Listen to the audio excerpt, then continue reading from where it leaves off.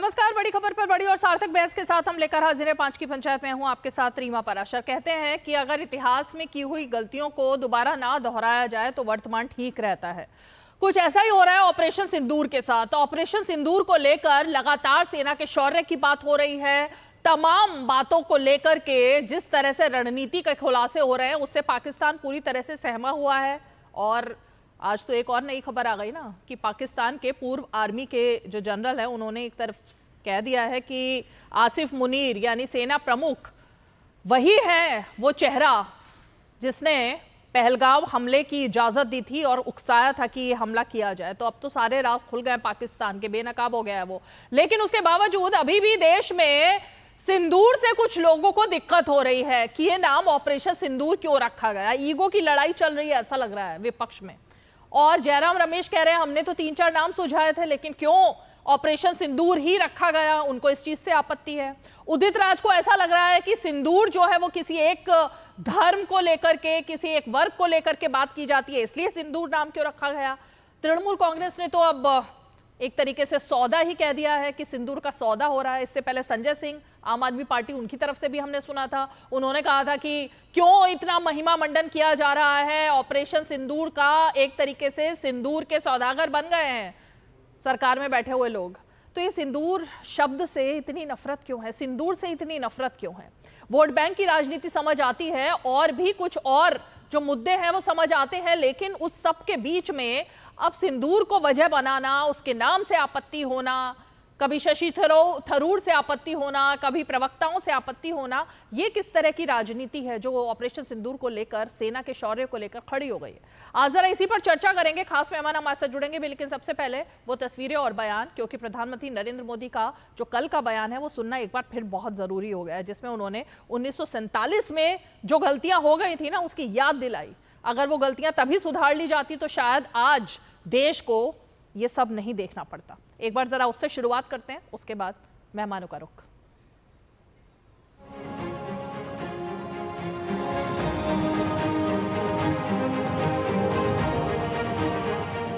(1947) में जब मां भारती के टुकड़े हुए और उसी रात पहला आतंकवादी हमला कश्मीर की धरती पर हुआ, मां भारती का एक हिस्सा आतंकवादियों के बलबूते पर, मुजाहिदों के नाम पर पाकिस्तान ने हड़प ले लिया। अगर उसी दिन इन मुजाहिदों को मौत के घाट उतार दिया गया होता और सरदार पटेल की इच्छा थी कि पीओके वापस नहीं आता है तब तक सेना रुकनी नहीं चाहिए, लेकिन सरदार साहब की बात मानी नहीं गई और ये मुजाहिदीन जो लहू चख गए थे वो सिलसिला 75 साल से चला है। पहलगाम में भी उसी का विकृत रूप था। शशि थरूर जी बीजेपी के सुपर प्रवक्ता हैं जो बीजेपी के लोग नहीं कह पा रहे हैं। मोदी जी की चमचागिरी या मोदी जी का गुणगान जितना वो नहीं कर पा रहे हैं और बीजेपी के लोग उससे ज्यादा शशि थरूर कर रहे हैं।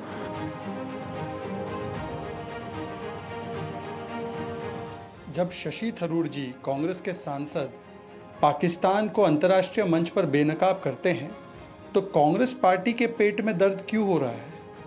सोचिए, क्योंकि शशि थरूर जी ने भारत को प्रथम रखा, देश हित को प्रथम रखा, दल हित को नहीं, परिवार हित को नहीं। तो आज कांग्रेस पार्टी शशि थरूर जी को भरपेट गालियां दे रही है। लोग टूरिस्ट अट्रैक्शन स्पॉट्स में जा रहे हैं, दिख रहा है, लोग ट्वीट भी कर रहे हैं, एमपीस दिखता है, अलग अलग बैठकें कर रहे हैं, डायस्पोरा से कर रहे हैं, लेकिन वहां भी कांग्रेस के विपक्ष के सांसद क्या कर रहे हैं, कैसे भारत का पक्ष रख रहे हैं, वो आपके सामने है। और विपक्ष की बात कर रहा हूं मैं, सिर्फ कांग्रेस की नहीं, हमारे विपक्ष के और भी साथी जो वहां गए हैं डेलीगेशंस में, बहुत कायदे से, बहुत मजबूती से, they are very effective, more effective than I am afraid the government also. Bharat ने एक ही बात कही है कि हम किसी को छेड़ते नहीं, और कोई अगर हमें छेड़ता है तो उसे हम छोड़ेंगे नहीं। कल एक फिल्म रिलीज हुई है जिसके हीरो भी नरेंद्र मोदी हैं, जिसके विलेन भी नरेंद्र मोदी हैं, जिसके कॉमेडियन भी नरेंद्र मोदी हैं, और उस फिल्म का नाम है सिंदूर के सौदागर।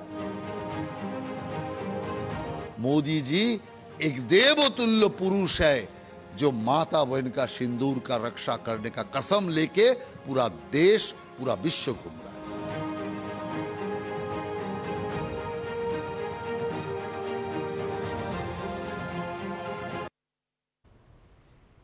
तो ये वो बयान है जिसका जिक्र लगातार हो रहा है, और आज करना इसलिए ज़रूरी है क्योंकि पाकिस्तान सुन रहा है और देख रहा है कि हो क्या रहा है यहाँ पर। अब एक एक करके इन सभी बयानों की चर्चा करेंगे। बीजेपी का पक्ष रखने के लिए हमारे साथ जुड़ गए हैं राजीव जेटली जी, प्रवक्ता Bharatiya Janata party. Professor doctor Vineet Singh हमारे साथ जुड़ गए हैं, एलजेपी के प्रवक्ता हैं। साथ ही हमारे साथ प्रोफेसर धर्मेंद्र यादव जुड़ गए हैं जो कि समाजवादी पार्टी के प्रवक्ता हैं। संदीप त्रिपाठी कांग्रेस के नेता कुछ ही देर में हमारे साथ जुड़ेंगे, लेकिन जुड़ गए संदीप त्रिपाठी जी, जुड़ गए हैं। संदीप त्रिपाठी जी, आप ही का इंतजार कर रही थी मैं, मुझे लगा कि शो तो आप ही से शुरुआत होती है क्योंकि कांग्रेस पार्टी ही ऐसा कुछ तहलका मचाती है जिसके बाद सबसे पहले फोकस कांग्रेस पर जाता है, तब बाकी के प्रवक्ताओं की बारी आती है। अब ये सिर्फ शो शुरू हो इसके लिए ये बयान दिए जा रहे हैं क्या कि सबसे पहले मौका मिले कांग्रेस को और वो अपनी बात रखे? क्योंकि बयानों में मुझे कुछ ना तो सच्चाई दिख रही है और बेतुके टाइप के बयान आ रहे हैं। अब सिंदूर का सौदा, सिंदूर के सौदागर, सिंदूर शब्द से नफरत क्यों हो रही है संदीप जी? कुछ लोगों को और उसमें एग्रेसिवनेस नजर आए तो बात अलग है। भारत की संस्कृति में सिंदूर प्रेम का प्रतीक होता है और हम यही मानते हैं। लेकिन अभी रीमा जी, अभी आपने कहा कि हेडलाइन बनने के लिए कहीं आप ऐसा तो नहीं कर रहे हैं। अब आप मोदी जी के बारे में ऐसा सोचती हैं तो मुझे नहीं लगता है कि मोदी जी माफ करेंगे इस बात को। अब बताइए, वो इतनी एक्सरसाइज कर रहे हैं बेचारे, इतना बढ़िया इवेंट कर रहे हैं, यहाँ तक कि कर्नल के परिवार को बुलवा रहे हैं कलेक्टर से फोन करा के कि आप भी आइए, फूल फेंकिए ताकि वो फोटो खबर बने। मतलब कितना स्तर, किस स्तर तक आप जाओगे भाई? कितना पीआर करोगे? आप प्रधानमंत्री हो, आप जो है पीआर एजेंसी नहीं चला रहे हो। मतलब ये विडंबना। ये आप देखिए, एक घटना हुई, घटना के बाद हमारी सेना ने ऑपरेशन किया, सेना ने वीरता के साथ पाकिस्तान को मुंहतोड़ जवाब दिया। लेकिन आप कौन सी वजहों के साथ सरेंडर हुआ, किस वजह से सीज फायर हुआ, ये सारे सवाल आज भी जो है गौड़ है। आज उस पर कोई भी जवाब नहीं है। अगर आप इनसे पूछे को 4 आतंकी कहाँ है, नहीं जवाब है। इनसे पूछे कि पुलवामा के 4 आतंकी कहाँ है, नहीं जवाब है। इनसे पूछिए कि भैया इसके पहले जो घटनाएं हुई है गंदरवाल से लेकर 60 घटनाएं हुई है 2024 में, उसके आतंकी कहाँ है? तो आप, और आज तक उसका खुलासा भी नहीं होता। एनआईए ने 26/11 में जांच की और यहाँ तक बताया कि किस बोट से आतंकी चले थे और कहां से कहां पर आया, कौन मदद किया, ये सारा कुछ निकल कर आया। उसका परिणाम आज भी है कि अमेरिका से प्रत्यर्पण संधि के माध्यम से आ रहे हैं। तो आप जो है सिर्फ आप जो है अपनी महिमा मंडन के लिए, महिमा मंडन क्या होता है मैं बता दूं, 1 मिनट आपको उदाहरण के साथ। आपने तो हवा में बोला, लेकिन मैं उदाहरण देती हूँ। जो कहती हैं वो करती हैं। बांग्लादेश हिला दिया, इंदिरा गांधी का पोस्टर जो छपा था, भारत माता की बेटी पोस्टर में कहीं मानिक शॉ नहीं थे बल्कि इंदिरा गांधी थी। ये सब कांग्रेस के पोस्टर थे। इंदिरा गांधी की छवि को शेरनी के रूप में दिखाया गया, तब भी और अब भी। इसको कहते हैं महिमा मंडन करना। अब चाइना के साथ तो जो युद्ध में हम कहां पहुंचे थे वो सबको पता है। उसके बावजूद नेहरू जी के तमाम पोस्टर उस वक्त क्रिएटिव कंटेंट के साथ दिखाए गए थे, बना बना के। महिमा मंडन इसको कहते हैं मेरे ख्याल से संदीप त्रिपाठी जी।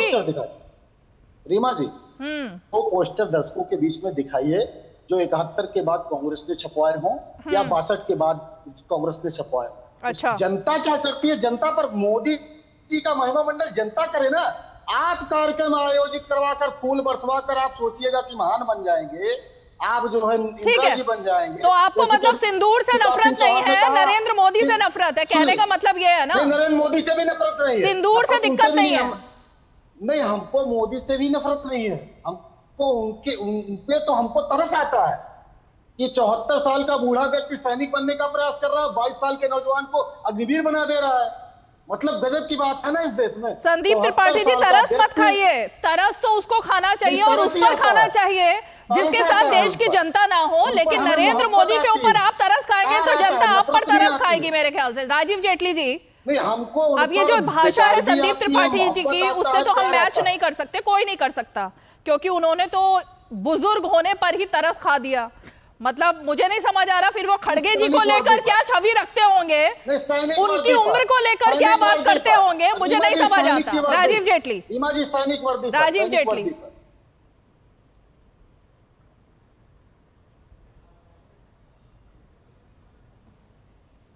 लेकिन हमें इस बात का एहसास तो है कि इस देश ने आतंकवाद के नाम पर इस देश में जानें गंवाई हैं।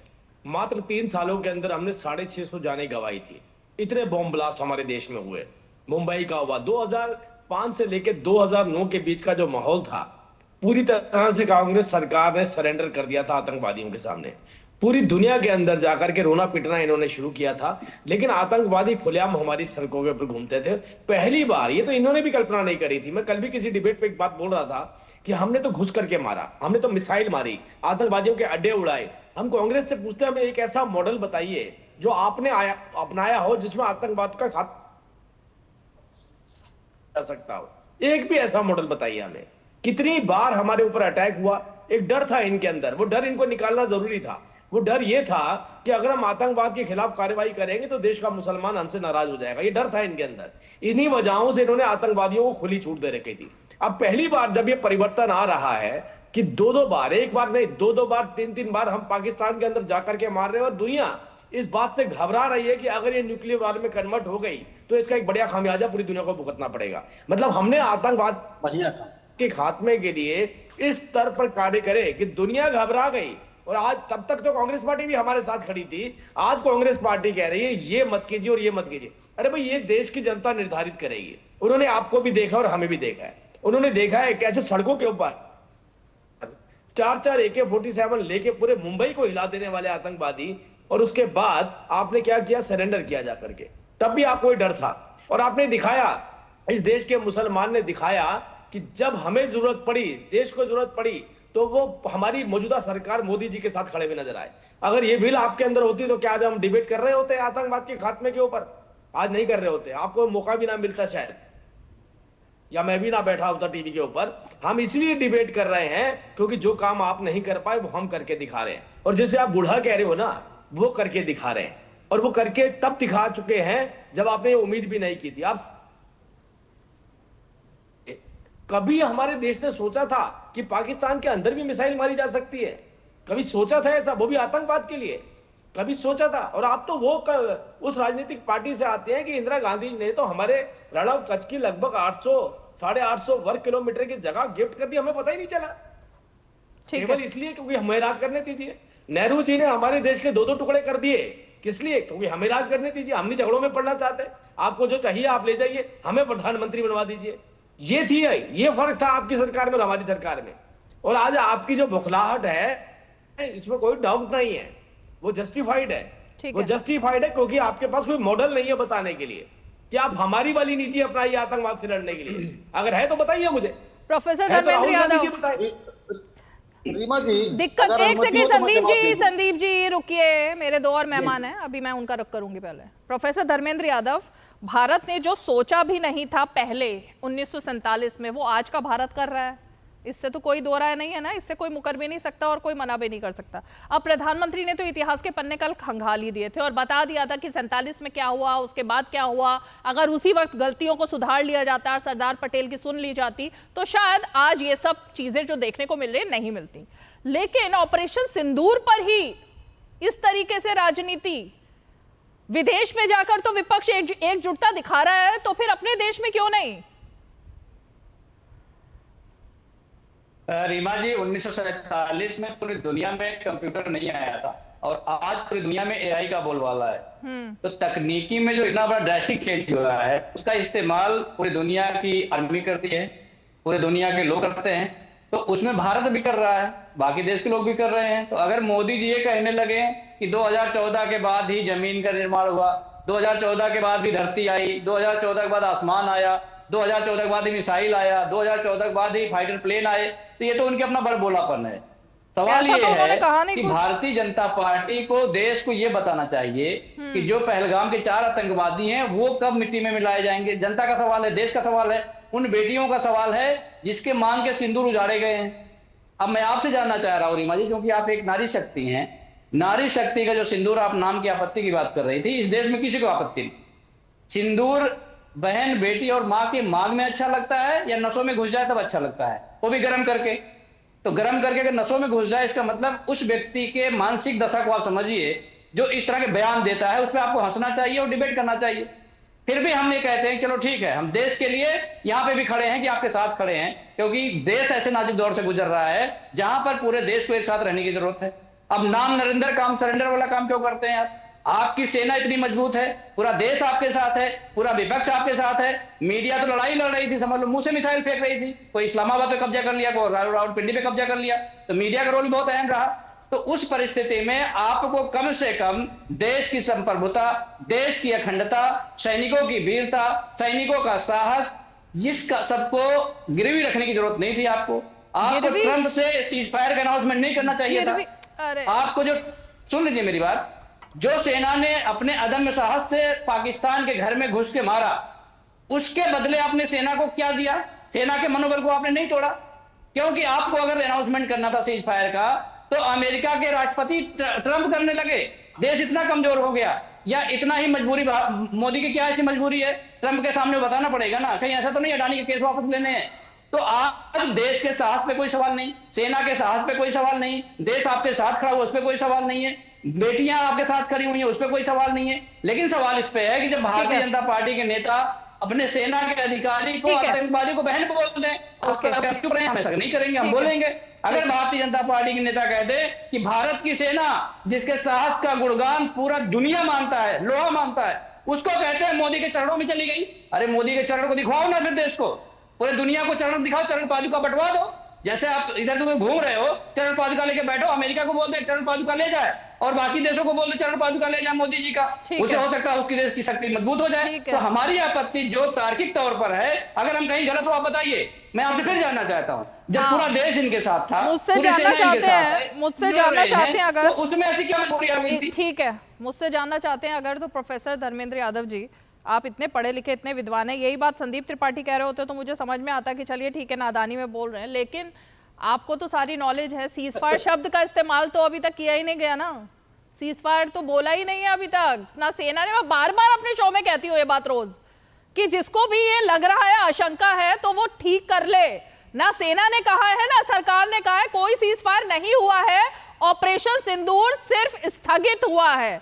बार बार ये बात प्रोफेसर धर्मेंद्र यादव कही जा चुकी है। फिर क्या कंफ्यूजन होती है, क्यों भ्रमित है आप और देश को क्यों कर रहे हैं भाई? आप डीजीएमओ के प्रेस कॉन्फ्रेंस का दिखा दीजिए, बार सुनिए उसको, डीजीएमओ की प्रेस कॉन्फ्रेंस दिखा दीजिए आप, कहीं नहीं है सीजफायर शब्द का इस्तेमाल कहीं नहीं हुआ है।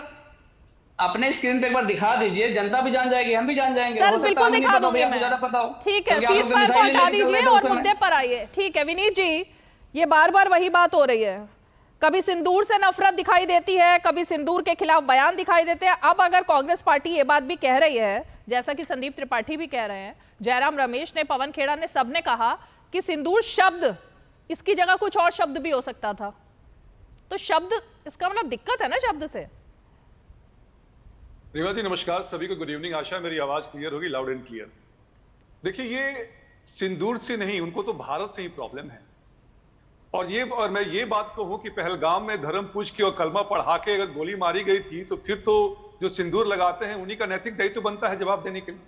पर सिंदूर एक रूपक, एक प्रतीक है, प्रतीकात्मक है महिलाओं के लिए, सुहाग के लिए, हमारे देश के नाज के लिए, हमारे देवियों पे, हमारे भगवान हनुमान पे सिंदूर चढ़ता है। और जहां तक बात आई है, सिंदूर तो सुर्ख लावा बन के नसों में बह ही रहा है, जिसको कि पाकिस्तान ने झेला है और दुनिया ने देखा है, तो उस पर सिंदूर की बात ना करें।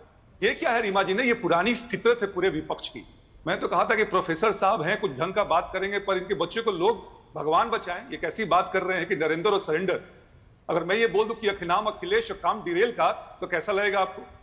पूरा, और मैं बधाई दूंगा कांग्रेस के नेताओं को जिन्होंने राहुल गांधी के लाइन को छोड़ के, पार्टी लाइन नहीं, राहुल गांधी के लाइन को छोड़ के देश को उन्होंने आगे रखा है। जननी जन्मभूमि स स्वर्गादपि गरीयसी। और कांग्रेस के ये आलम है। कहते हैं ना कि रीमा जी की लम्हों ने खता किए, सदियों ने सजा पाई। 47 से लेके 1971 तक और अब तक 2014 तक, जब तक एनडीए की सरकार नहीं आई थी, तब तक हमने इनके सुस्त परस्ती को झेला है। और राहुल गांधी ये क्या काम कर रहे हैं, कभी आज तक इनके मुंह से सुना है आपने? कितना हमने F-16 गिराया है, कितना JF-17 गिराया है? ये हमेशा पूछते हैं राफेल कितना गिराया है। तो पाकिस्तान की परस्ती करनी है तो खुल के आइए ना मैदान में।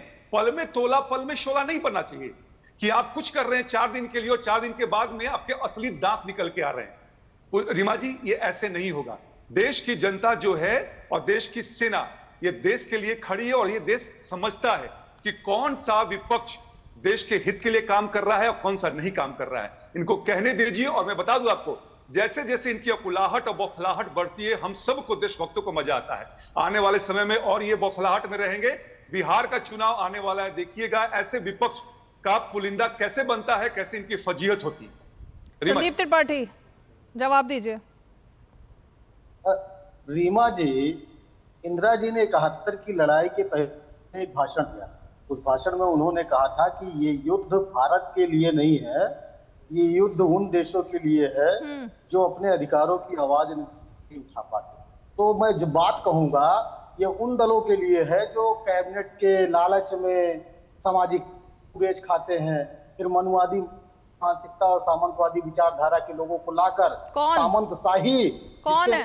अब वो समझ जाएंगे। अभी नहीं समझे, अभी नाम लेके बताइए। लावा फुट जाएगा। नहीं, नाम नहीं लिया जाता है राजनीति, तो वो निकल कर आ जाएगा। रीमा जी, संदीप जी सीरियल ऑफेंडर है, निरंतरता में ऐसी भाषा का प्रयोग करते हैं। देखिए निकल कर आ गया ना। देखिए नहीं, निकल के तो चूहे आते हैं बिल से बाहर, जो कि आप लोग आ रहे हैं।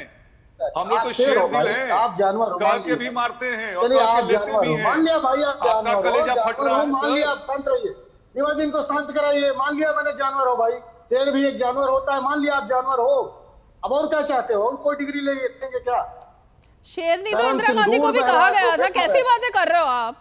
शेरनी इंदिरा गांधी को भी कहा गया था ना, क्यों जानवर जानवर कर रहे हो? इंदिरा जी ने कहा क्या कि, सुन लीजिए, इंदिरा जी ने नहीं कहा, उनको जनता ने कहा। जो कुछ आप जिसने भी कहा गया ना, उन्होंने अपना, कांग्रेस पार्टी ने अभी ट्वीट किया ना उस बात को। नहीं तो चूहा बिल्ली, ये देखिए डिबेट हो रही है, चूहा बिल्ली पर डिबेट नहीं हो रही।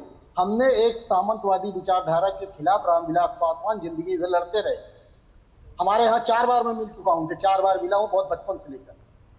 तो वो उस विचारधारा के खिलाफ लड़ने वाले पॉइंट पर आइए ना संदीप जी, पॉइंट पर आइए। तो अभी वो ये जिन्होंने उन्होंने किया, बहरहाल मैं उस पर नहीं जा रहा हूँ। आज मुद्दा ये है कि आपने ऑपरेशन सिंदूर किया। मैंने फिर कह रहा हूँ, अभी आप डीजेमओ की बात कह रही हैं और आपने कहा ऑपरेशन स्थगित है। डीजेमओ ने तो कहा ऑपरेशन इज ऑनगोइंग।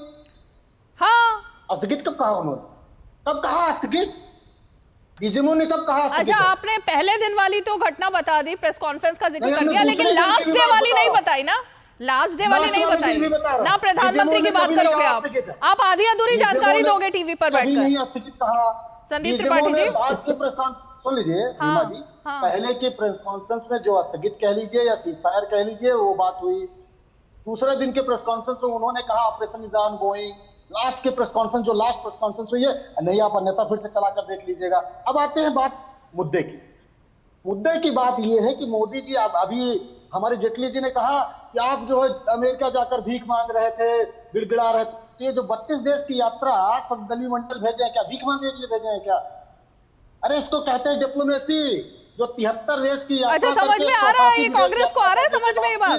आज एक देश आपके साथ नहीं खड़ा। रीमा जी रुक जाइए, एक देश आपके साथ नहीं खड़ा हुआ और हम आपके विदेश नीति पर सवाल पूछ रहे तो आप हमको देश शशि थरूर, रीमा जी कहेंगी अगर बाहर जाकर भारत का अच्छा पक्ष रख रहे हैं तो कांग्रेस पार्टी को दिक्कत हो रही है। लेकिन संदीप त्रिपाठी अच्छी बात बोल रहे हो आप, मतलब शशि थरूर अगर भारत की तारीफ करें, भारत का पक्ष रखें पॉजिटिव वे में, तो कांग्रेस पार्टी को दिक्कत हो रही है उनसे कि वो तो भाजपा के प्रवक्ता बन गए। भाजपा के प्रवक्ता नहीं बने, वो देश के प्रवक्ता बन गए हैं। अब देश का प्रवक्ता जो भी बनेगा उससे आपको दिक्कत होगी। संदीप त्रिपाठी जी, सुन लीजिए रीमा जी, एक नेता का बयान बता दीजिए कांग्रेस का, जिसने अगर बाहर जाने के उदित राज, पवन खेड़ा, जयराम रमेश, ये सब कांग्रेस के नेता है ना, या नहीं है? डेलीगेशन जाने के पहले सारे बयान डेलीगेशन जाने के पहले, डेलीगेशन जाने के बाद एक भी बयान नहीं आया, पहली चीज। दूसरी चीज, एक बात और मैं कहूंगा, बड़ी मजेदार बात। चलिए जल्दी बोलिए। हो कि आप सेना का मनोबल, सुन लीजिए 47 की बात करते हो, 48 की बात करते हो, सबकी बात कर लेते हैं। भैया हमने 36 आयुध फैक्ट्रियां बनाई थी, ठीक है। 11 साल में एक फैक्ट्री का नाम बता दीजिए जो मोदी जी ने बनाई हो। ठीक है, नहीं नाम। राजीव जेटली जी जवाब दीजिए। ओके, मैं आपकी जानकारी के लिए बस इतना बता दूं। Okay okay okay okay Rajiv Jaitley ji, आपकी जानकारी के लिए इतना बता दूं कि जयराम रमेश का कल का ट्वीट है, पवन खेड़ा की आज सुबह का बयान है, पवन खेड़ा लगातार बयान दे रहे हैं, और उदित राज का भी आज सुबह का बयान है। ये ऑपरेशन के बाद, ऑपरेशन से पहले कुछ नहीं है, आज सुबह की बात कर रही हूं मैं। राजीव जेटली जी, शशि थरूर पर कोई राजीव जेटली जी। ओके रीमा जी आपका एक पैकेज चल रहा है हमारी तस्वीरों के साथ। अगर इस पैकेज को 10 साल पहले का पैकेज साथ में जोड़ करके दिखाएंगे तो मुझे लगता है ज्यादा होगा। ये जो बम ब्लास्ट दिखाए जा रहे हैं, जो मिसाइल जा रही है, भारत में नहीं है, ये पाकिस्तान में जा रही है आपके पैकेज के हिसाब से। और उससे पहले का अगर पैकेज चलाएंगे तो कोई ना कोई अपने देश में ही नजर आएगा। बीच में नहीं बोलेंगे संदीप त्रिपाठी जी, बीच में नहीं बोलेंगे, म्यूट कीजिए इनको। आप ही का ही शासन था, अटल जी ही थे, उसकी भी उसका जिक्र नहीं करेंगे। इसी को कहते हैं महिमा मंडल देना, इसी को कहते हैं चापलूसी, इसी को कहते हैं कांग्रेस ने, इसी को कहते हैं चरण वंदना करना। मतलब अगर आपका प्रधानमंत्री, आपकी पार्टी के अटल बिहारी वाजपेयी का आप जिक्र नहीं करते हैं, उनके स्वर पर बात नहीं करेंगे, क्या वो आपको लगता है कि नकारित है? क्या आप मानते हैं कि अटल बिहारी वाजपेयी असफल थे? अरे 1999 की लड़ाई में उन्होंने कहा अमेरिका को। संदीप त्रिपाठी अगर बीच में बोलेंगे तो इनको म्यूट किया जाए प्लीज। लेकिन आपको राजीव जेटली से मेरा सवाल था। चलिए, आपको देखना ही नहीं है मोदी के अलावा। नहीं, मुझे ऐसे लग रहा है कि कांग्रेस ने आज पट्टा खोल करके भेज दिया है, और मैं पट्टा खोल के बहुत देर के बाद बोल रहा हूं। ये मुझे पहले बोलना चाहिए था, ये बहुत पहले बोलना चाहिए था मुझे, वो इसलिए क्योंकि आप ये देखिए एक बात भी इन्होंने तर्क के साथ नहीं करी। मैंने सबसे पहले इस बात की शुरुआत करी थी कि आप हमें एक ऐसा मॉडल बताइए जिस मॉडल को अपनाना चाहिए। ये पवन खेड़ा जी बताएं, राहुल गांधी जी बताएं, अगर कोई और पार्टी का सीनियर लीडर है तो वो बताएं, वो मॉडल तो बताएं। कैसा मॉडल बताएंगे आप कि हमारे देश में आइए, हमारे लोगों को मारिए, के बावजूद यहां पर हमारे पास कोई विल नहीं है, हम आपके क्षेत्र में तो जा नहीं सकते हैं मारने के लिए। कोई तो मॉडल बताइए हमारे को। 2-2 घंटे बोलने से, चिल्लाने से तो ये प्रतीत होता है कि आपके पास कुछ नहीं है कहने के लिए। इसलिए मैं बोल रहा हूं पट्टा खोल के भेज दिया जाए आपको। पट्टा ना खोल के भेजा होता तो मेरी बातों का जवाब देते, मेरी बातों का जवाब देते। मैं आपसे कहना चाह रहा हूं, देखिए आज इस देश का बच्चा चाहता है मुझे आज ही जवाब चाहिए, और वो जवाब पहले नहीं दिए जाते थे। मैं बार बार इस बात को कोट कर रहा हूं, कभी जो कल्पनाएं हमने नहीं करी थी वो कर करके हम दिखा रहे हैं। अगर आप सिर्फ आतंकवाद की बात करें तो आतंकवाद के ऊपर भी बताइए मुझे एक ऐसा कदम जो कांग्रेस या यूपीए सरकार ने उठाया हो। मैंने तो बताया आपको, सिर्फ अगर बंटवारों का काम ना होता यहां पर और ये तुष्टीकरण की राजनीति ना होती तो क्या हम आतंकवाद का दंड झेल रहे होते? क्या आज हमारे ऐसे हालात होते? मैं आपकी तरह चिल्ला करके नहीं बोलूंगा, क्योंकि हम एक्शन वाली पार्टी हैं, हम एक्शन लेना जानते हैं, चिल्लाना नहीं जानते हैं। अगर चिल्लाना इसलिए आपको पड़ रहा है क्योंकि आपके पास कोई तर्क नहीं है। आज आपकी पूरी पार्टी सारे सर्वे और सारी रिसर्च करके आ जाए और हमें एक कदम बता दे जो आतंकवादी के खिलाफ आपने उठाया हो। जो बात राजीव जेटली जी प्रोफेसर धर्मेंद्र यादव ने उठाई उस पर पहले जवाब दीजिए और उसके बाद प्रोफेसर धर्मेंद्र यादव। मेरे को नहीं, मुझे बताइए, मैं धर्मेंद्र जी की बात नहीं उस टाइम शायद समझ पाया। ठीक है, प्रोफेसर धर्मेंद्र यादव, मेरे ख्याल से लाउड एंड क्लियर जो जवाब विनीत जी ने दिया और जो बात यहाँ पर राजीव जेटली ने कही कि ये भारत, आज का भारत जवाब देता है और उस जवाब से हमारा दुश्मन थरथराता है, और ये चीज सबूतों के साथ सामने आई है। उसके बावजूद पहले तो सबूत गैंग हावी हुआ, पहले सबूत से शुरुआत हुई, फिर ये शुरुआत हुई कि राफेल मार गिराया गया या नहीं मार गिराया गया, पाकिस्तान में क्या मार गिराया गया ये कोई नहीं पूछ रहा, पाकिस्तान का क्या मार गिराया गया इस पर कोई बात नहीं कर रहा, लेकिन भारत के कितने विमान गिरे इस पर बयान होते हैं। तो ये तो दुश्मन के हाथों से खेलना हो गया ना एक तरीके से। धर्मेंद्र जी। रीमा जी, इस देश का एक एक नागरिक ये चाहता है कि आतंकवाद को जड़ से खत्म किया जाए। हाँ, बात को जड़ से खत्म करने की जरूरत है। इसमें देश की ऑल पार्टी मीटिंग में सबने अपना समर्थन दे दिया कि आप जो भी कदम उठाएंगे हम उनके साथ हैं। हाँ।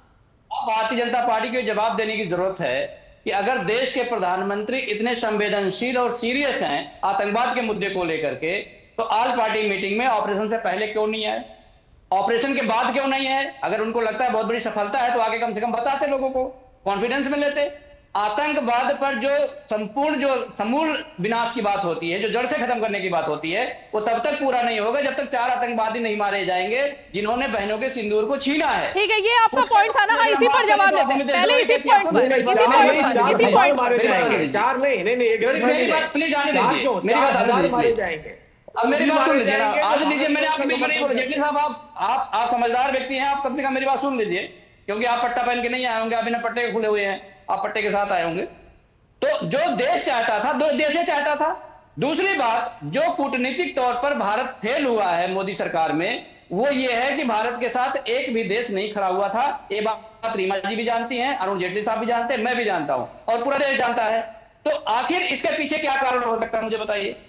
अगर आप डिप्लोमेटिकली फेल हो रहे हैं तो इसका मतलब आप कमजोर हो रहे हैं वैश्विक पटल पर। उस पर अगर हम सवाल पूछते हैं तो आप बोलते हैं जो नहीं है। ठीक है, हम देश को मजबूत करने की बात कर रहे हैं, आप वैसे क्यों करते हैं? ठीक है। तीसरी बात मैं कहना चाह रहा हूं कि अगर आपको जो आपने स्ट्राइक किया, देखिए स्ट्राइक तकनीकी का इस्तेमाल करके किसी देश की सीमा में जाने से पहले हमारी सेना ने जितनी सटीकता से काम किया, उसमें तो कोई संदेह ही नहीं किसी को। पूरी दुनिया इस बात से चौंक रही है कि भारत के पास इतनी सटीकता कहां से आई। भारत की सेना की वीरता तो जानते हैं, जंगला में अगर आपको याद हो 114 वीर सैनिकों ने, ठीक है, जवाब सुन लो, जवाब सुन लो, ठीक है, जवाब सुन लो। भारतीय जनता पार्टी है जो स्मारक बना हुआ है, चीन से तोड़ दिया है। भारतीय जनता पार्टी के सरकार धर्मेंद्र जी मुंह से एक जवाब भी नहीं निकली कि हमारी सेनाओं की वीरता के स्मारक को। ठीक है, जवाब सुनिए अब। नहीं धर्मेंद्र जी, मैं आपके हाथ में बंदूक पकड़ा दूं, गोली भी दे दूं और चिल्लाने की हिदायत ना हो तो हमारी सेनाएं क्या करेंगी बताइए। हमारी सेनाओं के तो एक ही, हमारी सेना तो ये कहती थी कि हमें दिल्ली पूछना पड़ता है आतंकवाद के ऊपर गोली उठाने चलाने के लिए। सेना हिदायत किसने दी? क्यों बंदिशों में क्यों बांध के रखा था? क्यों वो एक्शन नहीं ले सकते थे? यही तो फर्क था, यही तो मैं आपको बता रहा हूं कि भारतीय जनता पार्टी के अंदर ये बोला गया और ये हमारे माननीय रक्षा मंत्री जी ने बोला, अगर वहां से गोली आती है तो गोले से जवाब दीजिए, गोले से जवाब दीजिए।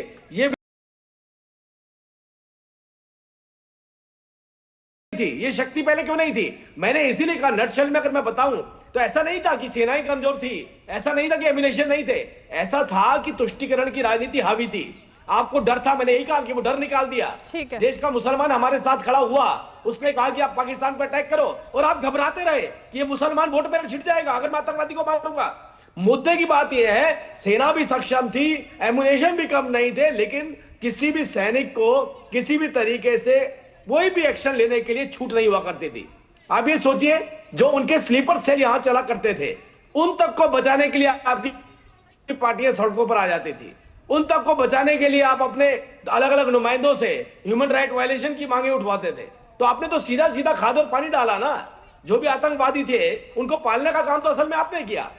अरे हम उन्हें तो मार लेंगे, आपका क्या करेंगे पहले इसका हिसाब बताइए।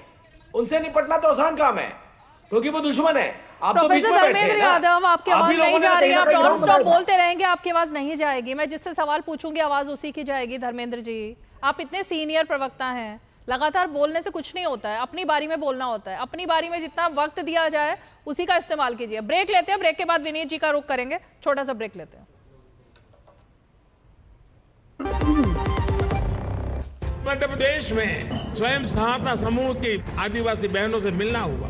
जितने समूह थे उन्होंने कहा अब तो हमारी पहचान है, हम लखपति दीदी हैं। अपनी उड़ान है भर रही है, बादलों तक उड़ चुके, मुश्किल सफर था तय किया, नाकामियों से लड़ चुके, नए भारत के नारी है। यशस्वी प्रधानमंत्री श्री नरेंद्र मोदी जी के मार्गदर्शन में मध्य प्रदेश के मुख्यमंत्री डॉक्टर मोहन यादव के नेतृत्व में स्व सहायता समूहों के माध्यम से मध्य प्रदेश की महिलाएं आत्मनिर्भर और स्वावलंबी बन रही हैं। अब हम मजबूर नहीं, अब आप मजदूर नहीं, हम मालिक बने हैं। नए भारत की नारी है, नए भारत की नारी। आजीवन पाया बहनों ने। हमारे यहाँ तो ये मातृ संस्कृति के आधार पर इस देश की पहचान है, प्रदेश की पहचान है। लोक माता देवी अहिल्याबाई महिला सशक्तिकरण महासम्मेलन 31 मई 2025 भोपाल। एकादशी रातिया some tea is the best tea. It's a magical beverage actually. Some tea is of right. 200 glorious years of Vasanti. The saga will continue for many more centuries to come. पता है, I was a bright student. कुछ करना चाहती थी, कुछ बनना चाहती थी। आप अपना खुद का स्टार्ट कीजिए ना। खुद का बिजनेस, पर उसमें पैसे तो बहुत लगेंगे ना। Zero investment. Zero investment? हाँ, I'm doing it. मैं एक principal madam. She's my client. मैं LIC एजेंट हूँ। LIC एजेंट बनो, अब बड़ा सोचो। हमारी वेबसाइट पर जाएं या अपनी नजदीकी LIC शाखा से संपर्क करें। विनीत जी, प्रॉब्लम ये हुई है ऑपोजिशन की तरफ से, जो उन्होंने कहा कि जब से ये फैसला लिया गया कि एनडीए के नेता और सांसद सभी जगह जाएंगे और घर घर में सिंदूर देंगे, उसके बाद से ऑपोजिशन का ये बयान आया और आज सुबह से आ रहा है कि इसको कहते हैं सिंदूर का सौदा। आपने सिंदूर, ऑपरेशन सिंदूर किया, नाम रखा, तमाम चीजें ठीक है, लेकिन घर घर जाकर सिंदूर देना। भाई इसमें दिक्कत क्या है? मैंने पहले ही कह दिया कि सिंदूर एक प्रतीक है वीरता का, पराक्रम का और शौर्य का। भाई आप भी जाकर देखें, विपक्ष भी जाके घर घर अपने समर्थकों के घर में दे, हमें खुशी होगी। क्या है रीमा जी ना, ये बार बार 4 आतंकवादी के बारे में पूछ रहे थे, उनको तो हमने नकेल कसी दिया है, वो बॉर्डर पार करके नहीं गए हैं। पर इस देश ने भी अजमल कसाब को 7 साल झेला है। यासीन मलिक के क्या आतिथ्य सत्कार किसने दिया था, ये भी हमने देखा है। जहां तक बात रही है कि 1971 में, आपको मालूम है रीमा जी, 100 देशों ने यूएनओ में विरोध दर्ज किया था। इस बार बताइए ऑपरेशन सिंदूर के दौरान में क्या एक भी देश ने विरोध दर्ज किया है? पहली बात। दूसरी बात, जो वाकया बोलने जा रहा हूं शायद यहां किसी को नहीं मालूम होगा, हमारे देखा देखी पाकिस्तान भी अपने डेलीगेट्स को, डेलीगेशन को भेज रहा है। हाँ। उसके मद्देनजर ईरान में गया था 2 दिन पहले, ईरान ने उसको इतना तगड़ा थप्पड़ मारा है, उसको बोला कि हम आतंकवाद के विरोध में है, कि दोनों चाचा और भतीजा शहबाज शरीफ और आसिफ मुनीर मुंह लटका के चले आए। तो ये है भारत की कूटनीति का ताकत। तो अगर आपको सिंदूर से परहेज है तो कम से कम देश के साथ तो लगाव रखिए। अगर सिंदूर हम भेजते हैं, आप भी दीजिए, हमें खुशी होगी। धर्मेंद्र जी, ये तो जवाब मिल गया ना आपको धर्मेंद्र जी? अब दोनों ही बातों का जवाब मिल गया होगा कि हमारे साथ कितने देश थे और पाकिस्तान के साथ क्या हो रहा है, और दूसरा वो 4 आतंकवादियों का क्या है। अनम्यूट कीजिए बॉस, एक मिनट। हाँ ठीक है, बोलिए बोलिए। रीमा जी आवाज आ रही है? हाँ आ गई। मैं कह रहा हूँ पूरे ब्रह्मांड की, रीमा जी, पूरे ब्रह्मांड की सीमा को तो नापा जा सकता है, लेकिन मूर्खता की सीमा नापने वाला कोई यंत्र अभी तक बना नहीं है। क्या पूरा देश, पूरी दुनिया तकनीकी में इतनी आगे भी हो गई, फिर भी नहीं बनी है। मैं विनीत जी से पूछना चाह रहा हूं कि अगर आप हर घर में सिंदूर भिजवाएंगे तो क्या उन 26 विधवाओं के घर में भी सिंदूर भिजवाएंगे जिन्होंने अपने सुहाग को खो दिया है? ये भारतीय जनता पार्टी की जो मैं बहुत निचले स्तर तक की जो राजनीति, जो संवेदना को भी कुरेदती है भारतीय जनता पार्टी, जो बहनों के उस पीड़ा को नहीं समझ पा रही भारतीय जनता पार्टी, हमारा विरोध उस पर है। आप अपने फायदे के लिए इस स्तर तक के जाएंगे, इसका कोई हिसाब नहीं है। मैं आपको एक कोट कर रहा हूं जो किसी आर्मी ऑफिसर ने कहा है, उसको मैं बोलना चाह रहा हूं कि ये आपके विंग कमांडर अनुमा आचार्य रिटायर्ड है। उन्होंने ये कहा है, ये खुली चुनौती है कि अगर सेना के कंधों का सहारा न मिले तो बीजेपी अपने काम के दम पर कभी सरकार नहीं बना सकती है। ये सेना की विंग कमांडर है, वो जान रही है कि भारतीय जनता पार्टी भाई, आपको नहीं पता वो कौन है अनुमा आचार्य? आपको नहीं पता क्या? आप सुन लीजिए, आपको पता है या नहीं पता अनुमा आचार्य कौन है? इतना पीड़ा क्या होगी? आपको पता है धर्मेंद्र जी अनुमा आचार्य कौन है? नहीं, इतनी पीड़ा क्या हो गई? अनुमा आचार्य कौन है ये पता है या नहीं? आपने उनका जिक्र क्यों किया? उनको पीड़ा होती समझ में आ रहा है। उनका जिक्र आपने क्यों किया? देश को कब तक गुमराह करेंगे धर्मेंद्र जी? अनुमा आचार्य, अगर आपको नहीं पता तो आपकी जानकारी दुरुस्त कर दूं। अनुमा आचार्य कांग्रेस पार्टी की नेता है, अनुमा आचार्य कांग्रेस पार्टी की प्रवक्ता है, अनुमा आचार्य का सेना से कोई लिंक नहीं है। अनुमा आचार्य लगातार सेना के खिलाफ बयान देती रही है, मोदी के खिलाफ बयान देती रही है, हर चैनल पर बैठकर कांग्रेस के प्रवक्ता के तौर पर वो बयान देती है। अगर धर्मेंद्र जी आपको नहीं पता तो मैं उनके वीडियोस भी आपको भेज देती हूँ, शायद आपको नहीं पता कि अनुमा आचार्य कौन है। आप उनको सेना का प्रतिनिधि मत बताइए, वो सेना की प्रतिनिधि नहीं है सर। वो कांग्रेस पार्टी के प्रतिनिधि है। अरे रिटायर्ड तो है, सेना में रही तो है, सेना की अभी कहाँ है, आज कहाँ है, आज क्या है वो, किस पार्टी का प्रतिनिधित्व करती है? अरे किसी का भी करे, कमाल बात कर रहे हो धर्मेंद्र जी। वो अंदर की बात को समझती है। एक कांग्रेस पार्टी की नेता को आप सेना का प्रतिनिधि कैसे बता सकते हैं? अंदर की बात नहीं बता सकती। कांग्रेस पार्टी की नेता है वो, कांग्रेस की नेता है, कांग्रेस की नेता है। कांग्रेस की नेता को यहाँ कोर्ट मत कीजिए सेना के तौर पर। सेना से उनका अभी कोई लिंक नहीं है, सेना का नुमाइंदा वो नहीं है। आप नहीं, कांग्रेस की नेता, कांग्रेस की नेता है वो, कांग्रेस की नेता। अब आगे बोलिए। दूसरा मैं पूछ रहा हूँ। हाँ, दूसरा पूछिए। जो विधवा बहनें हैं जिनकी सुहाग को छीन लिया आतंकवादियों ने, उनके घर पे सिंदूर भिजवाएंगे मोदी जी? ठीक है, इसका जवाब ले लेते हैं राजीव जी। राजीव जी जवाब देंगे। राजीव जी। रीमा जी 10 सेकंड मुझे दीजिए अगर। हाँ, आ रही हूँ आपके पास, 1 मिनट। देखिए, इस देश की हर महिला के सुहाग की रक्षा करने वाला अगर कोई आया है तो वो इस देश के प्रधानमंत्री नरेंद्र मोदी हैं। और इस बात का एहसास इस देश को है। और आप लोगों की खात्मे की वजह भी यही रही क्योंकि आप सुहाग को नहीं बचा पाए, क्योंकि सिंदूर को नहीं बचा पाए। हमारा तो कमिटमेंट है इस देश की हर महिला को कि अगर कहीं पर कोई एक उंगली भी उठी तो हम जाकर के उनकी टांगे तोड़ देंगे। अगर हमारी तरफ देखा तो उनकी आंखें निकाल लेंगे, उनके घर उजाड़ देंगे, आतंकवादी ठिकाने उड़ा देंगे। ये तो देखा इस देश ने। ये सुरक्षा की भावना केवल हम दे सकते हैं और हम इंश्योर कर रहे हैं। और यही देश के प्रधानमंत्री ने कहा कि अब कोई भी कार्रवाई अगर आतंकवादी होती है तो वो घोषित युद्ध होगा। ये 26 बहनों को क्या हुआ? शब्द बोलना जो बहनें थी किसी प्रधानमंत्री के लिए आसान बात नहीं। बहनों को छिनाया, दूसरी बात, किसने छिनवाया? और तीसरी बात धर्मेंद्र जी दूसरी बात, ये जितनी स्क्रीन मुझे नजर आ रही है उतनी आपको भी नजर आ रही होगी। मैं बार बार इसी बात को कोट कर रहा हूं। मुझे लगता है इससे अच्छे सबूत आपको नहीं मिल सकते हैं। कभी जब से पैदा हुए हैं कभी आपने सुना या देखा कि पाकिस्तान के अंदर हमारी मिसाइल जा रही है जितनी आपकी उम्र है? कभी आपने देखा पाकिस्तान में हमारी सेना जा रही है कोई आतंकवादी ठिकानों को उड़ाने के लिए? मुझे बताइए ना, जब से होश संभाला आपने कभी ऐसा मंजर, ऐसा माहौल देखा है आपने? मेरी बात का जवाब दीजिए। मुझे केवल इतना तो बोल दीजिए हाँ देखा है, ये तो बोल दीजिए हाँ देखा है। हम तो बचपन से केवल एक ही बात देखते आ रहे हैं ना, आतंकवादियों ने हमारी मार्केट उड़ा दी। हम तो बचपन से ये देखते आ रहे हैं। हम सोचते थे वन वे ट्रैफिक है, ये हमारा तो कोई अधिकार ही नहीं बनता आतंकवादियों के खिलाफ लड़ाई लड़ने का। केवल आतंकवादियों को अधिकार है हमारे देश में आके बम ब्लास्ट करने का। बताइए आपने कभी देखा है ऐसा माहौल? आप खुद ही बता दीजिए मुझे। और दूसरे प्रवक्ता बैठे हैं कांग्रेस के, तिवारी जी, ये बता दें मुझे, कोई याद आता है? मेमोरी को खंगोल के देखिए, कोई ऐसा दिन याद आता है कि जब यहां ब्लास्ट हुए हो और वहां पे उसका अटैक हुआ हो? अगर आता है तो मुझे बताइए ना वो दिन। विनीत जी, जब से आपने होश ठीक है। अरे आप रीमा जी हाँ, आ रही हूँ संदीप जी, आपके पास आ रही हूँ। रीमा जी 30 सेकंड में रीमा जी क्या है ना कि सिंदूर तो हम उन बहनों को ही भेजेंगे और धर्मेंद्र जी को ही भेजेंगे, क्योंकि ये समझे नहीं,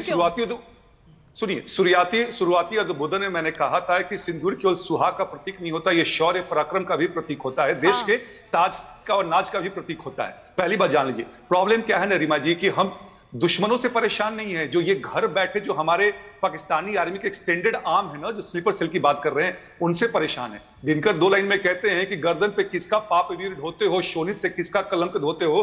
हम इसी कांग्रेस और इसी विपक्ष का अब तक कलंक धोते आ रहे हैं।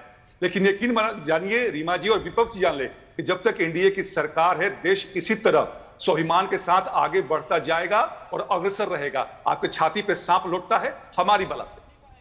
धर्मेंद्र जी, अब लाउड एंड क्लियर जवाब मिला होगा। अरे रीमा जी, अरे संदीप जी रुकिए ना 1 मिनट, आप ही के सहयोगी है वो, इतनी तकलीफ हो जाती है आपको। रुकिए, सिंदूर भेजना है नरेंद्र मोदी के नसों में सिंदूर लेना है। देखिए फिर आ गए नरेंद्र मोदी पर, फिर नरेंद्र मोदी पर लगा लीजिएगा। अरे धर्मेंद्र को सिंदूर भेज रहे हैं, बताओ धर्मेंद्र सिंदूर लगाइएगा, कहा तो इतनी तो होनी चाहिए आपके पास।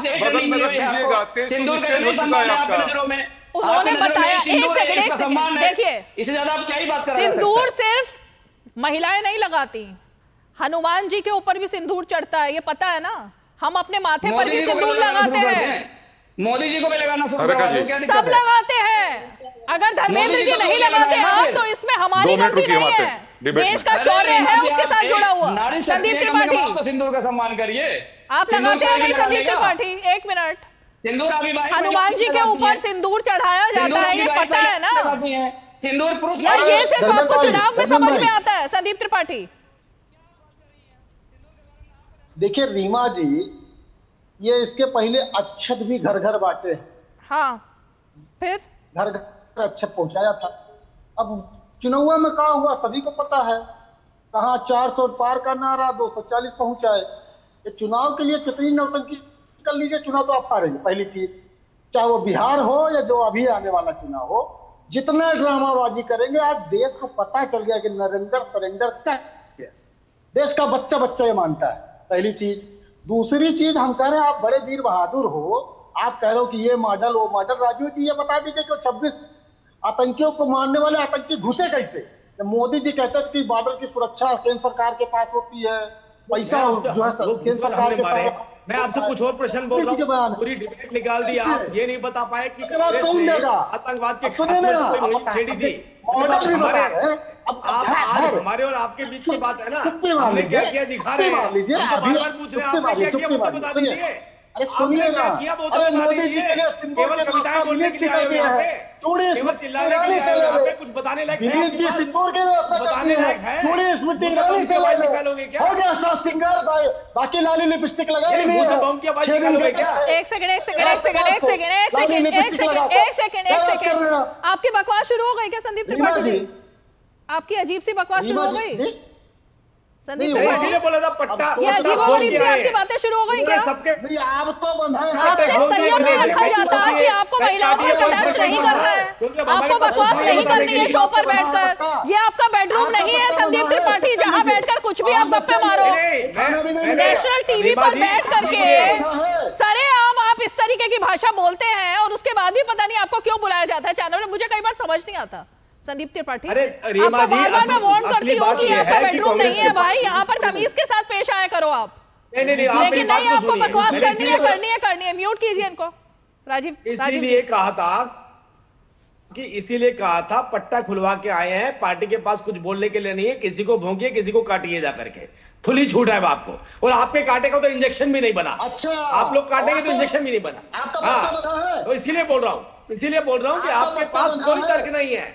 इसीलिए मैंने पहले से शुरुआत में एक ही बात पूछी थी ना, कम से कम बता तो दीजिए, कम से कम एक एग्जाम्पल तो दीजिए। जब आप 1 घंटे में ये नहीं बता पाए कि हमारा लिया हुआ एक्शन क्या था, तो आप क्या जवाब देंगे आगे? इसीलिए बोला मैंने कि कोई तर्क तो हो आपके पास, और दुनिया देश देख रहा है आपको। हमने कब कब कैसे कैसे मारा हम बता रहे हैं ना, आपने क्या किया वो तो बताइए कम से कम। मैं आज इस शो पर अभी के अभी ऐलान कर रही हूं कि आज के बाद संदीप त्रिपाठी कम से कम मेरे शो में नहीं आएंगे। जिस तरीके की अभी इन्होंने अभद्र भाषा का इस्तेमाल किया है, जिस तरीके की अभद्र भाषा का अभी इस्तेमाल किया है संदीप त्रिपाठी ने, उस तरीके की अभद्र भाषा की इजाजत कम से कम मैं नहीं देती, ना अपने शो पर ना अपने चैनल पर।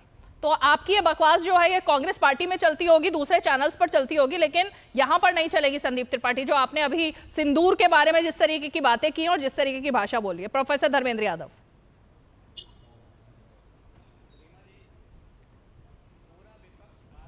पार्टी से बुनियादी सवाल पूछ रहा है, उससे भारतीय जनता पार्टी भागने का प्रयास। बुनियादी सवाल है ये? स्मृति ईरानी से जाके सिंदूर ले लो, इससे जाके सिंदूर ले लो, ये बुनियादी सवाल है क्या? धर्मेंद्र जी आप भी यही बात बोलेंगे? जब किसी की बात, ये क्या बकवास है इन लोगों की? वहां की बात यहाँ चिपकाओ, ये तो अच्छी बात नहीं है। नहीं तो आप क्यों कांग्रेस को डिफेंड कर रहे हैं इस बात पर? क्यों डिफेंड कर रहे हो भाई? बात मेरे पे चिपकाओ नहीं तो उनको क्यों डिफेंड कर रहे हो? उनको मत डिफेंड करो, सिंदूर की बात कर रहा हूँ। अरे उनको मत डिफेंड करो संदीप त्रिपाठी को, उन्होंने कुछ बोला है यहाँ पर तो उनको क्यों डिफेंड कर रहे हो आप? ये उनकी मानसिकता होगी और उनका जो सम्मान है नारियों के प्रति वो दिखाई दे रहा है। आप क्यों पढ़ रहे हो? ऑपरेशन सिंदूर पे बात कर रहे हैं। हाँ बोलिए। ऑपरेशन सिंदूर पे बात कर रहे हैं, हमारी डिबेट ऑपरेशन सिंदूर पर है। ठीक है बोलिए। हमारे साथी पैनलिस्ट क्या बोल रहे हैं, मुझे क्या लेना देना है? ठीक है बोलिए। हम तो भारतीय जनता पार्टी से सवाल कर रहे हैं। हाँ बोलिए। मोदी जी से सवाल कर रहे हैं। हमारा सवाल फिर वही है, बार बार हम पूछना चाह रहे हैं कि जो 4 आतंकवादी थे वो कब मिट्टी में मिलाए जाएंगे, इसका आपको जवाब देना पड़ेगा। दूसरा जो मैंने आपसे कहा था कि हमारा जो मुख्य उद्देश्य था कि हम जो आतंकवाद है उस पर एक वैसे कहते हैं इफेक्टिव कार्रवाई करें, ताकि आने वाले समय में जो भी आतंकवादी हो वो आतंकवाद करने के बारे में 10 बार सोचे, वो भी भारत देश में। और जो आतंकवाद का समर्थन करने वाले देश हैं उनके मन में एक भय हो, हम तो उसको इस बात का जवाब मिल गया। राजीव जी ने बोला है उस बात पर। सुन लीजिए, इसी बात पर बोला होने के 2 घंटे बाद ही पाकिस्तान ने उसका वायलेशन किया, उल्लंघन किया, तो इसका मतलब उसके मन में भय नहीं आया ना। तो हमें ऑपरेशन को और गहरा ऑपरेशन करने रही ना, अब उस गहरे ऑपरेशन से क्यों रुका गया ये बताना पड़ेगा देश को। और देश अगले 1 दिन तक खुद नहीं समझ पा रहा था कि हमें इस ऑपरेशन में जश्न मनाना है, हमें मिला कुछ की नहीं मिला, देश समझ नहीं पा रहा था। पाकिस्तान खुद जश्न मनाना शुरू कर दिया था, लेकिन इस देश के लोग इतना गुमराह थे, या तो भारतीय जनता पार्टी की सरकार ने लोगों को सही कम्युनिकेशन नहीं किया, उधर ट्रंप अपना धड़ाधड़ ट्वीट किए जा रहे थे, दुनिया के देशों में घूम घूम के बता रहे हैं कि हमने दोनों को धमकाया। भारत और पाकिस्तान को हमने कहा कि हम तो वहां ट्रेड नहीं करेंगे, व्यापार नहीं करेंगे। भारत और पाकिस्तान को एक तराजू में रख करके ट्रंप ने इस देश की सेना का अपमान किया, जिस साहस से सेना घुस करके पाकिस्तान में मारी थी, जो उनके एयरबेस तबाह किए थे, उसका अपमान किया। इस देश ने सेना के वीरता को अपमान किया। ठीक है, जवाब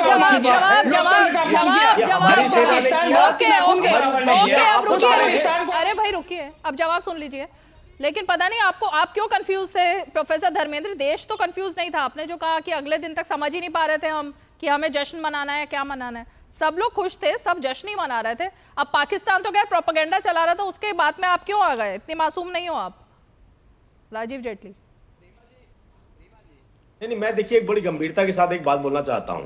हमने जो एक्शन लिए वो पूरी दुनिया ने देखे, और दूसरी बात है एक्शन की खुद भी बता रहे हैं कि कैसे कैसे एक्शन लिए। अगर 2 दिन और दे देते इनके हिसाब से तो आतंकवाद का जमीन से खात्मा हो जाता। देखिए आतंकवाद का खात्मे का ठेका तो हमने ले ही लिया है, वो आपको भी मालूम है, और किसी में इतना दम नहीं है, हिम्मत भी नहीं है। अगर होती तो हो चुका होता, अगर होती तो आगे भी कोई कमिटमेंट लेकर के आए होते। अब मैं ये आपसे कहना चाहता हूं कि अब एक हमारा देश 4थी सबसे बड़ी अर्थव्यवस्था बन रहा है। ये हमारी 7 साल की उपलब्धि है, केवल आतंकवाद का खात्मा नहीं है। हम 4थी सबसे बड़ी अर्थव्यवस्था बन रही है, कल्पना भी नहीं करी होगी आपने। कभी सोचा कि हम साथ साथ प्रोपेल भी करेगी इकोनॉमी और साथ साथ आतंकवादी भी मारेंगे? कभी सोचा था आपने ऐसे? लेकिन क्योंकि डीजीएमओ ने प्रेस कॉन्फ्रेंस करी थी, आर्मी, एयर और नेवल चीफ ने प्रेस कॉन्फ्रेंस करी थी, और उन्होंने बार बार, और इनफैक्ट उन्होंने कई मीडिया चैनल्स को भी बोला कि जो हम बात कह रहे हैं केवल उसी को रखा जाए, अपने हिसाब से उसको मैनिपुलेट ना किया जाए। सरकारी तंत्र गंभीरता से काम कर रहा था, और हमने जो काम करना था उसको चिल्ला करके और शोर मचा करके नहीं बताना था। हमने जो काम किया उसका नुकसान उस देश को, उसका अंदाजा है, उसका कितना खामियाजा उसने उठाया है। 500, 800 किलोमीटर दूर, जहां वो कल्पना भी नहीं करते होंगे कि यहां पर आकर के अटैक होगा, हमने वो भी करके दिखाया है। केवल किसके लिए? आतंकवाद के लिए। और मैं आपको बताना चाहता हूं, आप और पाकिस्तान आर्मी, ये दोनों ही कहीं ना कहीं आतंकवाद के पोषक है। क्योंकि पाकिस्तानी आर्मी ने भी अपने सैनिक छोड़ दिए थे कारगिल में कि हम नहीं पहचानते इनको, लेकिन जब हमने आतंकवादी मारा पाकिस्तान में जाकर के, तो उसके कॉफिन पर अपना झंडा फहराया उन्होंने। मतलब आतंकवादियों के साथ उनकी आर्मी खड़ी है, अपनी सेना के साथ नहीं खड़ी है। इसी तरीके का रवैया कांग्रेस और आपने अपनाया कि अपनी सेना के साथ नहीं खड़े हुए, और कहीं ना कहीं आतंकवादी की भाषा और पाकिस्तान की भाषा बोलते हुए नजर आए। और मैं कहूंगा पाकिस्तान की भी नहीं, पाकिस्तानी आर्मी की, क्योंकि पाकिस्तान का आदमी भी धर्मेंद्र जी अपने यहां से आतंकवाद की मुक्ति चाहता है। पाकिस्तान की भाषा बोल रहे हैं, पाकिस्तान के साथ खड़े हैं। पोषण करना है, इसमें कोई दो राय है नहीं। हाँ? इसमें ना कोई सवाल है, ना किसी को डाउट है। अब सुन लीजिए मेरी बात, ये भारतीय जनता पार्टी का काम है पाकिस्तान को पोषित करना, समाजवादी पार्टी काम नहीं है। अब मैं आपसे जानना चाह रहा हूँ कि सुन लीजिए, अब मेरी बात पूरी आने दीजिए ना।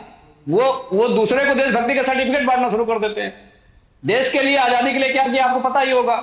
इनके पूर्वज माफी मांगे थे, भी पता होगा इनको।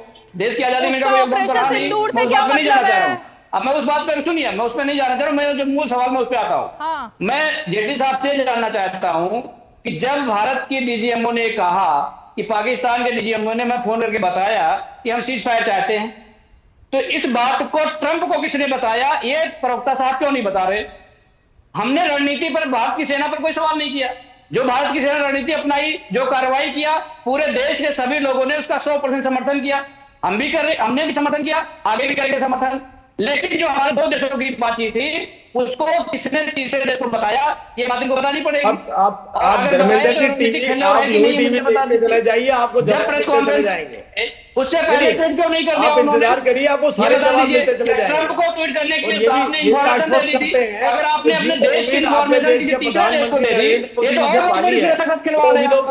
हमारे सवाल तो यही है बुनियादी सवाल, इस पे आप जवाब क्यों नहीं देते? मुझे बताइए, मिलेंगे आपको जवाब मिलेगा। किसने बताया कि हमारे दोनों डीजीएमओ के बीच की बात हो चुकी है? ये बताइए। आपको ये पता है कि मुमकिन नहीं केवल जेटली साहब, आप सीनियर सरकार में आता, आप सीनियर है, पट्टा पहन के बैठे हैं, ये बताइए कि दोनों डीजीएमओ की बातचीत को ट्रंप को किसने बताया? हम तो पट्टा पहन के बैठते हैं, हम तो मर्यादा में रहते हैं, हमारा पट्टा तो बंधा मर्यादा का, हमारा तो मर्यादा का पट्टा बंधा है, हम हमारा कुत्ते किसने बताया? अरे ट्रंप को किसने बताया जो उन्होंने ट्वीट कर दिया? ट्रंप को कैसे पता चला? लेते हैं, देश जानना चाहता है, हमें मर्यादा में रहना आता है, सेना भी जानना चाहती है देश की। ऐसा नहीं है कि पार्टी ने कुछ नहीं किया, कुछ नहीं किया तो बाहर जाके कुछ भी बोल दीजिए। पार्टी नहीं कर पाई है तो बोलिए ना मेरी पार्टी नहीं कर पाई, हमारे पास ताकत नहीं थी, इसका मतलब ये तो नहीं है ना कि आप आगे भौंकना शुरू कर देंगे। Final comment Vineet Singh. रीमा जी, हमारे बिहार में एक शब्द होता है थेथरई, मतलब कि आदमी जो ढीठ हो जाता है ना, उससे आप कुछ भी नहीं कर सकती। ये चिकने घड़े हैं, कुछ भी बोलिए इनको असर नहीं होता है। ये बार बार जो कह रहे हैं ट्रंप की बात, यूपी में समाजवादी पार्टी और बिहार में राजद जो कि संबंधी हैं, लालू प्रसाद यादव, इनके नेता को कोई गंभीरता से लेता नहीं। अमेरिका में भी वही ट्रंप का हाल है। जो मैंने पहले भी कहा था कि आपके डिबेट में कि वहां के फर्स्ट टाइम के एनएसए ट्रंप के समय में जॉन बोल्टन ने कहा ये केवल क्रेडिट लेते हैं, तो उस व्यक्ति की गंभीरता क्या है। और मान लीजिए कि उसने ट्वीट कर भी दिया कि हमने सीज फायर कराया, उससे देश का क्या हुआ घाटा, ये कोई बताएगा हमें?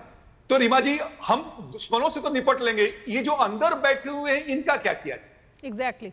चलिए, बहुत बहुत शुक्रिया आप सभी खास मेहमान हमारे साथ 5 की पंचायत में जुड़े हैं। और इसीलिए सवाल यही खड़ा होता है कि देश के दुश्मनों से तो निपटना हमारी सेना को आता है और आता है भारत को कि कैसे जवाब देना है मुंह तोड़, लेकिन जो देश के अंदर सवाल खड़े करते हैं, सबूत मांगते हैं, उस गैंग से आखिर कैसे निपटना है, इसका जवाब तो उन्हीं ही देना पड़ेगा।